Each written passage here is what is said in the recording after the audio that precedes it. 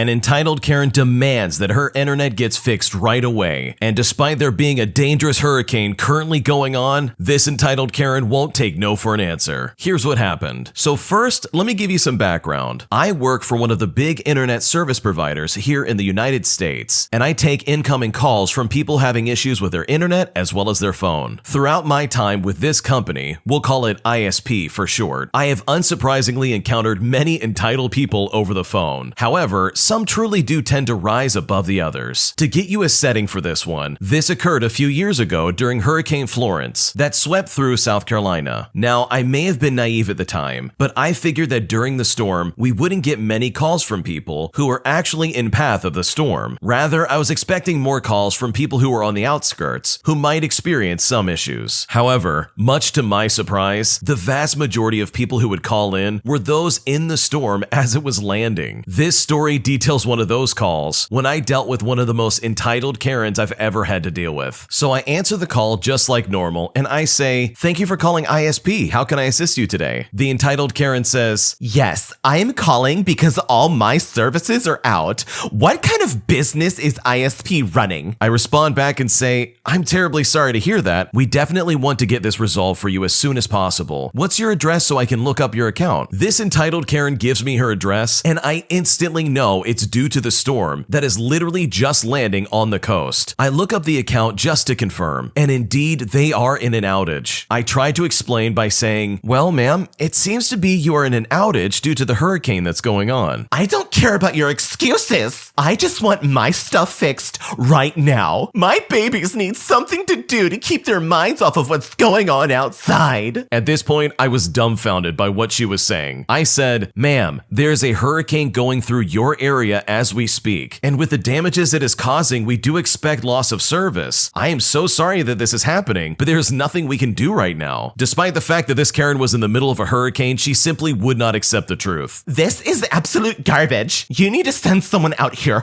right now." At this point, I needed some clarification because I asked, "Excuse me, are you actually asking us to send someone out to your home right now during a hurricane?" She says, "Don't make me repeat myself. My babies need their internet and TV to work. What are we even supposed to do during this?" I continue on by saying, "Well, ma'am, we are not sending someone out to you. There is a state of emergency and people were supposed to evacuate. We will not be sending someone into your area until the storm has passed." The entitled Karen then claims that they already did evacuate and that they're currently staying at their second home, which is a little bit more inland. So at this point, I'm thinking I had looked up the wrong account, even though she had given me that address. So I asked for the other address. Her second home is right on the shore, and the one she is staying in is only about 30 minutes inland. So I said, "Ma'am, I see that you are only 30 minutes away from the shore. This is still an area we expected to more than likely be out since the hurricane was going to be hitting your area. Once again, we cannot and will not be sending someone out until after the storm passes." I then put on a very stern and serious voice and said, "Ma'am, there is a hurricane." At this point, I heard silence for a moment on the other side, thinking I had finally gotten my point across. However, this entitled Karen said the most entitled and honestly dumbest thing I have ever heard in my life. "Well, there may be a hurricane going on,